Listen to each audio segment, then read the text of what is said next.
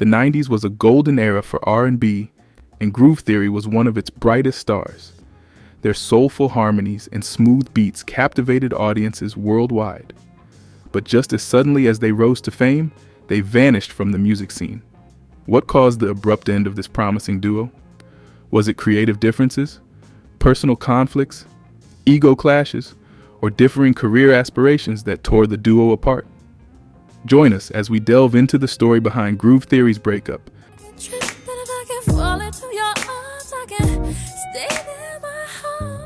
How it all started. Groove Theory was an American R&B duo that emerged in the early 1990s and gained significant recognition for their unique blend of soulful melodies and smooth production. The group consisted of singer-songwriter Emil LaRue and producer, songwriter, and actor Bryce Wilson. Their collaboration resulted in a refreshing sound that contributed to the neo-soul movement of the mid-90s, and they are perhaps best known for their 1995 hit single Tell Me, which became a commercial and critical success. Groove Theory was formed in New York City in 1993, at a time when both members were relatively new to the music industry but brought complementary talents and ambitions. Emil LaRue, a native of Manhattan, had a deep passion for music from an early age. She grew up in a culturally rich environment where she was exposed to a wide range of musical genres, from jazz and classical to soul and hip-hop.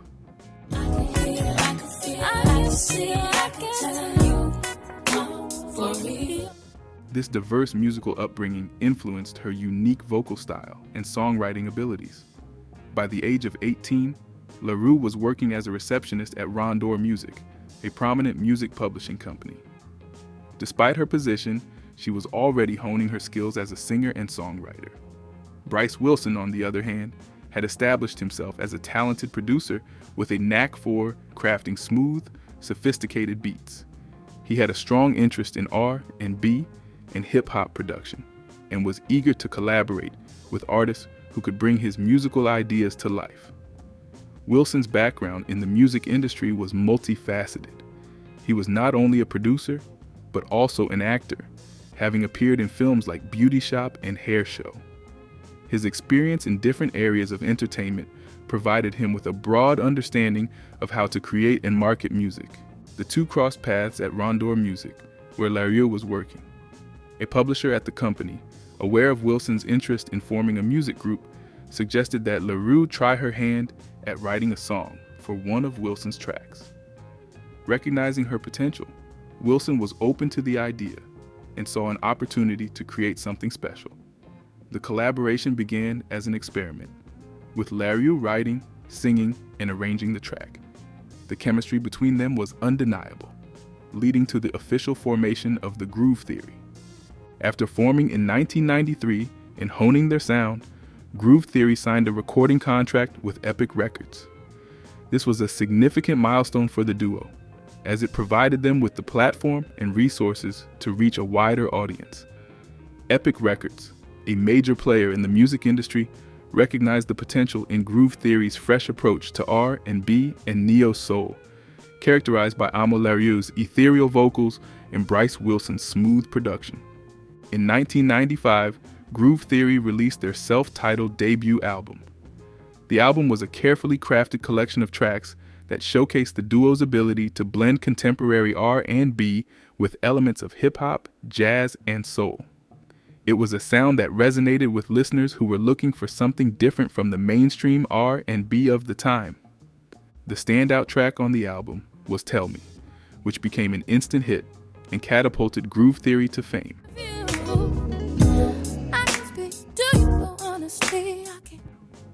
The song, with its catchy hook, smooth beats, and LaRue's silky vocals, was a perfect representation of the duo's sound. Tell Me quickly climbed the charts, reaching number 5 on the Billboard Hot 100 and number 3 on the Hot R&B/Hip Hop Songs chart. The track also found success internationally, peaking at number 31 on the UK Singles Chart in November 1995. Tell Me was not just a commercial success, it also became a cultural touchstone. Its blend of R&B and hip-hop elements, coupled with a laid-back groove, made it a favorite on radio stations and in clubs. The song's success helped to define the sound of mid-90s R&B and solidified Groove Theory's place in the music industry. The single's gold certification further underscored its popularity, marking it as one of the era's definitive tracks. While Tell Me was the flagship single, the Groove Theory album also produced other charted singles that contributed to the duo's success. Baby Love, another standout track from the album, reached number 18 on the Hot R&B/Hip Hop Songs chart. The song maintained the smooth, melodic vibe that had become Groove Theory's signature, and its success on the charts helped to sustain the momentum generated by Tell Me. Another single, Keep Tryin', also made an impact, peaking at number 36 on the R&B chart. Though not as commercially successful as Tell Me, both Baby Love and Keep Tryin' were important in establishing Groove Theory as a versatile group capable of producing multiple hits. These songs, with their introspective lyrics and sophisticated production, further demonstrated the duo's ability to create music that was both accessible and artistically rich.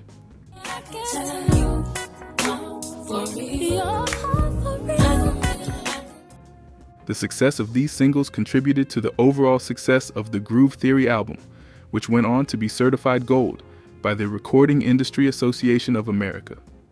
The gold certification was a testament to the album's widespread appeal and enduring popularity. It signified that the album had sold over 500,000 copies in the United States, a considerable achievement for a debut release. The album's impact extended beyond its commercial success. Groove Theory was praised for its innovative blend of genres and its smooth, sophisticated production. It played a significant role in the neo-soul movement, which sought to bring a more organic, soulful sound to contemporary R&B. The album's success also opened doors for Amo Larieux and Bryce Wilson, both of whom would go on to have successful careers in music and beyond. However, the success of Groove Theory also brought with it a set of challenges, particularly regarding the differing ambitions and personalities of Larieux and Wilson. As the public's interest in Groove Theory grew, there was increasing pressure on the duo to promote their work and engage with fans. Amo Larieux, whose star was rising rapidly, was eager to embrace this newfound fame. She recognized the importance of connecting with fans and the media, seeing it as a crucial part of maintaining and expanding her career. Bryce Wilson, on the other hand, had a different focus. As a producer at heart, Wilson was more comfortable in the studio than in the spotlight. His primary interest lay in the creative process, crafting beats, refining tracks, and perfecting the sound of their music. The demands of public appearances and promotion were less appealing to him, and he struggled with the expectations that came with their growing popularity. This difference in focus between Larieux and Wilson highlighted the challenges that can arise when artistic vision and business realities collide. Larieux's awareness of her rising star and her desire to capitalize on the moment created tension within the group. She was conscious that success in the music industry could be fleeting, and she wanted to make the most of the opportunities that were coming her way.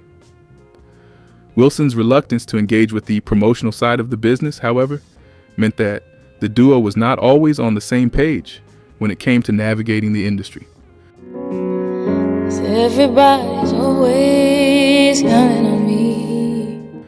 The internal challenges that had been brewing during their time together eventually reached a tipping point. Amo Larieux, who had always been more inclined toward creative and artistic exploration, found herself increasingly constrained by the commercial demands of the music industry. The compromises she was expected to make, both in terms of her artistic vision and the direction of Groove Theory, became too much to bear. Larieux felt that her creativity was being stifled and that continuing in the group would require her to sacrifice too much of what she valued as an artist. Bryce Wilson, on the other hand, had a different vision for Groove Theory. His focus was more on the production side and the potential of the group as a platform for showcasing different vocal talents.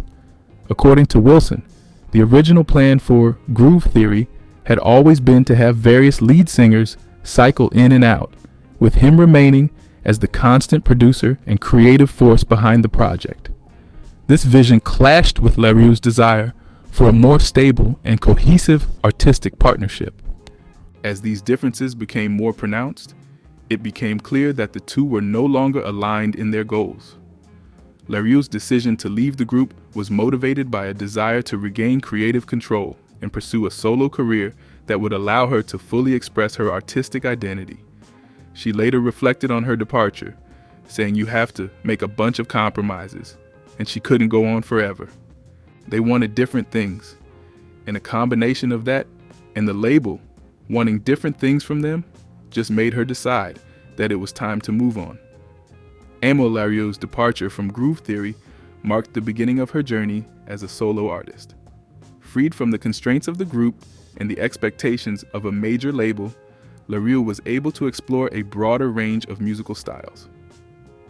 Bryce and LaRue solo ventures. Following the dissolution of Groove Theory, Bryce Wilson dedicated a significant portion of his time to raising his daughter. This personal commitment to fatherhood became a central focus for Wilson during this period, allowing him to balance his responsibilities as a parent with his ongoing work in the music industry.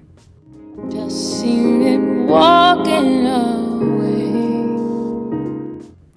Despite the challenges of balancing these roles, Wilson continued to make notable contributions to the world of music, particularly through his work as a producer. Wilson's production work in the years following Groove Theory's disbandment saw him collaborating with some of the biggest names in R&B and pop music. He produced for artists such as Beyoncé, Brandy, and Mary J. Blige, each a powerhouse in their own right. His production style, known for its smooth blend of R&B, hip-hop, and pop elements, resonated with these artists, allowing them to explore new musical directions while staying true to their roots. One of Wilson's significant contributions during this time was his work on Brandy's fifth studio album, Human, released in 2008. The album marked a return to the music scene for Brandy after a hiatus, and was noted for its introspective lyrics and mature sound. Wilson's involvement in the production of Human helped to shape its sonic landscape, contributing to the album's critical success. While Human did not achieve the same level of commercial success as Brandy's earlier work, it was praised for its depth and emotional resonance, showcasing Wilson's ability to craft music that was both heartfelt and commercially viable. In addition to his work in music, Bryce Wilson ventured into the world of acting, a move that allowed him to explore another facet of his creative talent.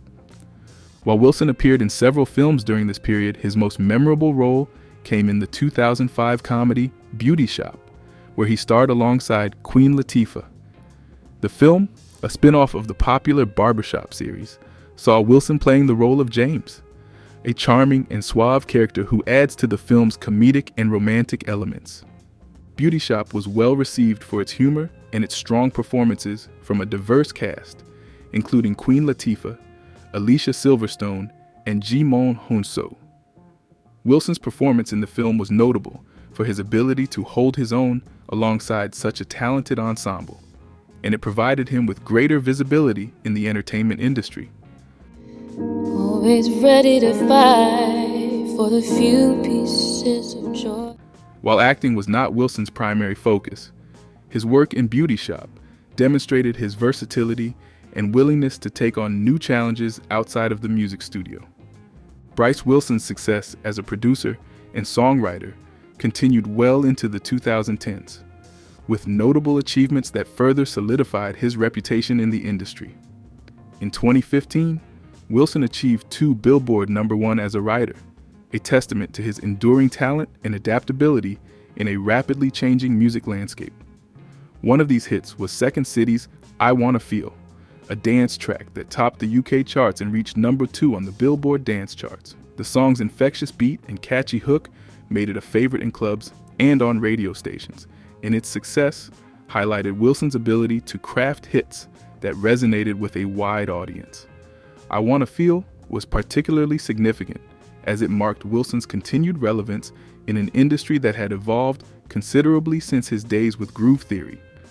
The track's success in the UK and on the dance charts demonstrated Wilson's global appeal and his knack for producing music that could cross genres and borders.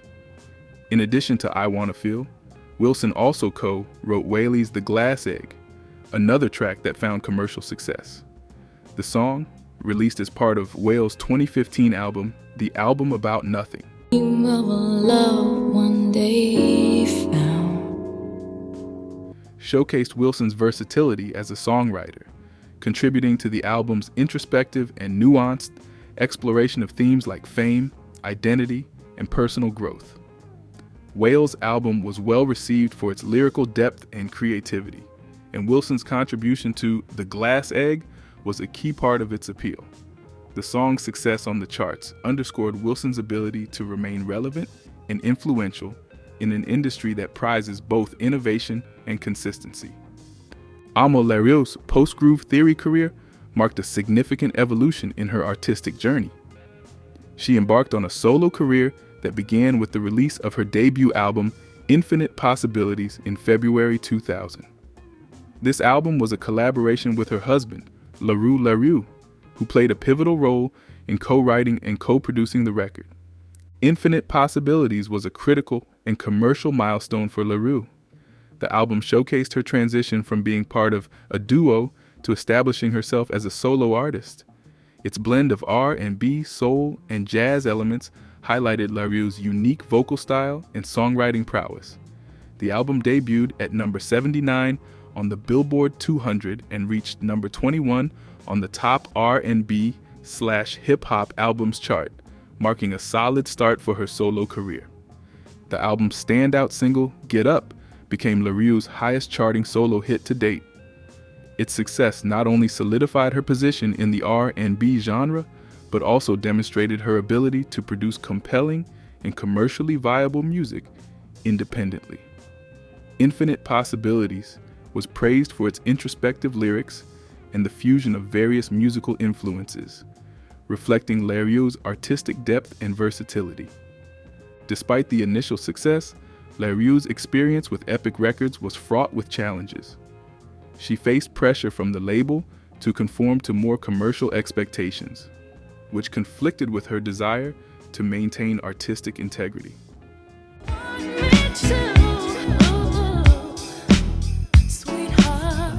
Larios felt constrained by the demands to tone it down as a solo artist, which ultimately led her to a decision to part ways with Epic Records. The need for creative freedom and authenticity played a significant role in her departure from the major label. Larios' dissatisfaction with the constraints imposed by Epic Records highlighted a broader issue faced by many artists in the industry, balancing commercial success with personal artistic expression. Her departure from the label was a crucial step toward reclaiming control over her music and career. In response to the limitations she encountered with major labels, Larios and her husband, LaRue Larios, founded Bliss Life Records in late 2003. This independent label allowed them to distribute her music on their terms, free from the constraints of a major label. Bliss Life Records became a platform for Larios to explore her artistic vision without compromise. The establishment of Bliss Life Records marked a new chapter in Larios' career, characterized by greater creative autonomy and control over her music.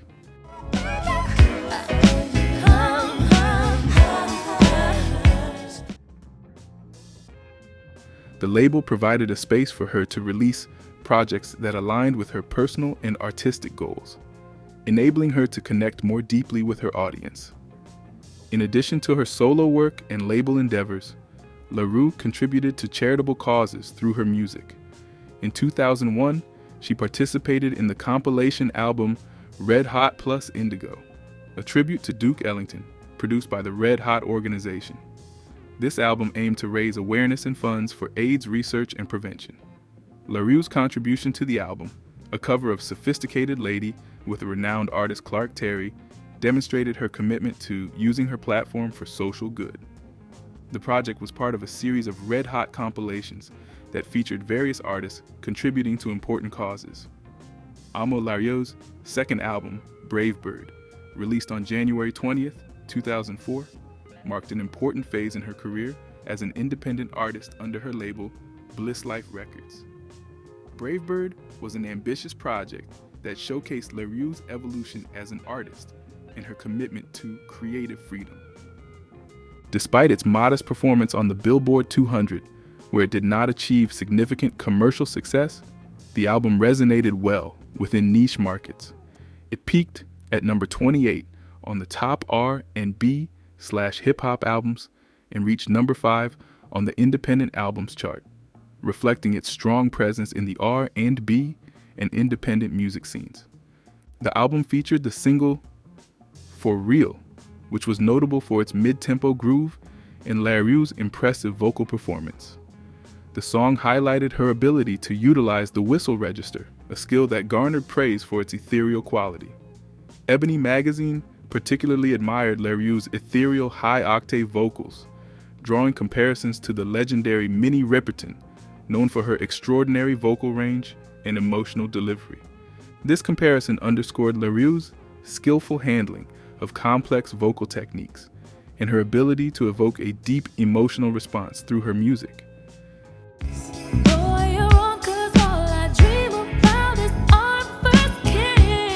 In addition to its musical contributions, Brave Bird had a social impact through its involvement with BET's HIV/AIDS awareness campaign, Wrap It Up.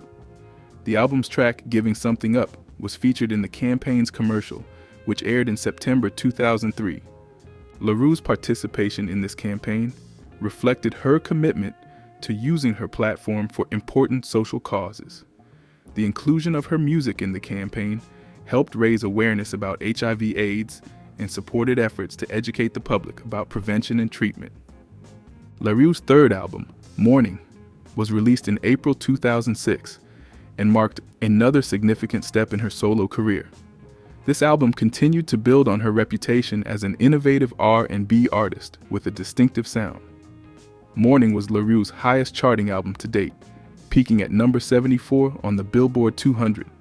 This achievement was a notable success, reflecting both her growth as an artist and the increasing recognition of her work in a competitive industry. The album's lead single, Weary, was particularly well received, reaching number 29 on the Billboard Hot Adult R&B Airplay chart in May 2006. The song's success demonstrated Larue's ability to connect with listeners through her emotive and soulful delivery. Weary and other tracks from Morning highlighted Larue's continued exploration of themes related to personal growth, resilience, and introspection, which had become central to her artistic expression. In 2007, Larue was featured on Tupac's greatest hits album, Best of Two, Pac Part 1, Thug. The album included the previously unreleased track Resist the Temptation, which showcased Larue's distinctive voice alongside Tupac's powerful rap. Her contribution to the track highlighted her ability to blend seamlessly with different musical styles and artists, further establishing her versatility as a vocalist. This collaboration was a significant moment in her career, linking her work with the influential legacy of Tupac and demonstrating her continued relevance in the music industry. The Reunion. On February 4th, 2010, SoulSummer.com reported that Larue was back in the studio with Bryce Wilson, working on Groove Theory's second official album. This announcement marked the beginning of a reunion between the two former bandmates, who had not collaborated extensively since their initial success with Groove Theory. The decision to work together again was anticipated with excitement by fans who had followed their earlier work. Their first live performance together in years took place on October 7, 2010, in Tokyo, Japan.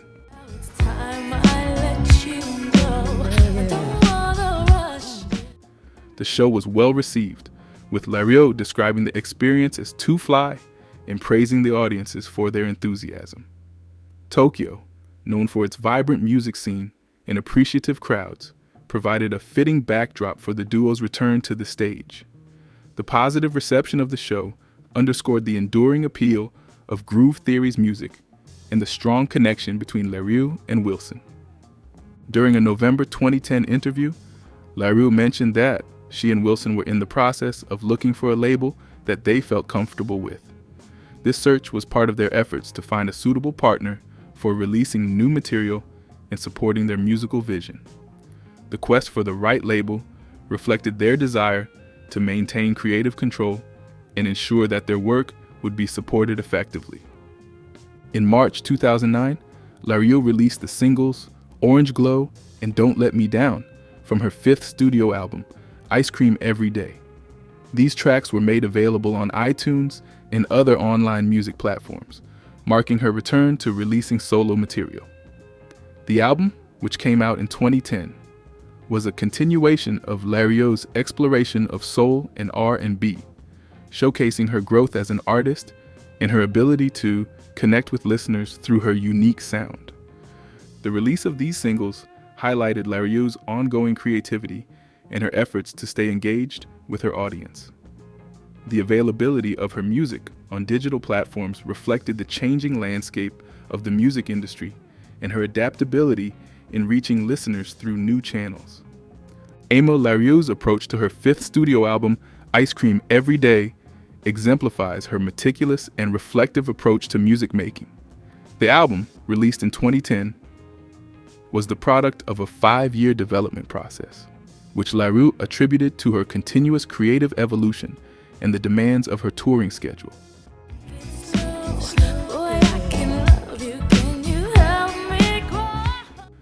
Larieux's comments about the 5-year delay in the release of Ice Cream Every Day provide insight into her artistic process. She described her method as one of constant refinement, where she continually added and removed songs to achieve what she considered the perfect final product. This iterative process reflects her dedication to crafting an album that truly represented her artistic vision. One key factor contributing to the delay was Larieux's extensive time on the road. Her experiences as a touring artist significantly influenced her songwriting. Larieux explained that her travels provided her with new perspectives and inspiration, which she would then integrate into her music. This constant influx of experiences led to a dynamic songwriting process, where she was continually inspired to create and refine her work. As she collected new ideas and insights from her travels, she would return to the studio to incorporate these into her songs, leading to ongoing changes and delays. The editing process was another critical aspect that extended the album's production time. Larieux's commitment to ensuring each track met her high standards meant that she spent considerable time revising and perfecting the songs. This meticulous attention to detail is a hallmark of her approach, aiming to deliver an album that resonates deeply with her listeners. One notable aspect of Ice Cream Every Day is the inclusion of the song Don't Let Me Down, which gained further prominence through its use in the 2014 film Beyond the Lights. The film, directed by Gina Prince Bythewood, is a drama about a rising music star grappling with the pressures of fame. The inclusion of Larieux's track in the film highlighted her continued relevance and the emotional depth of her music. Don't Let Me Down fits well within the film's narrative, contributing to its emotional tone and thematic resonance. The song's appearance in Beyond the Lights introduced Larieux's music to a broader audience and reinforced her standing as a respected artist in the R&B genre.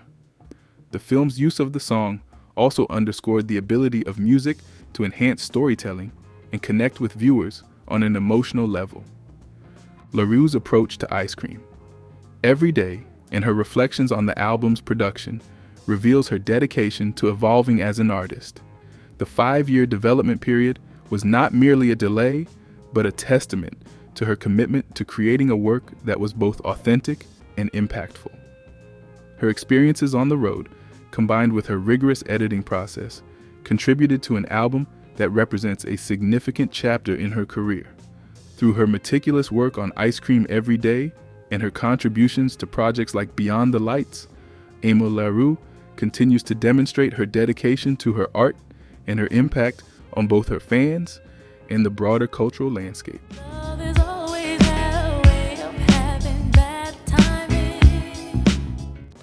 What do you think of Groove's group breakup? Share your thoughts in the comment section below. Did you like this video? Like, subscribe, and turn on notifications for more entertaining videos. And do not forget to explore our other videos for more interesting stories and insights.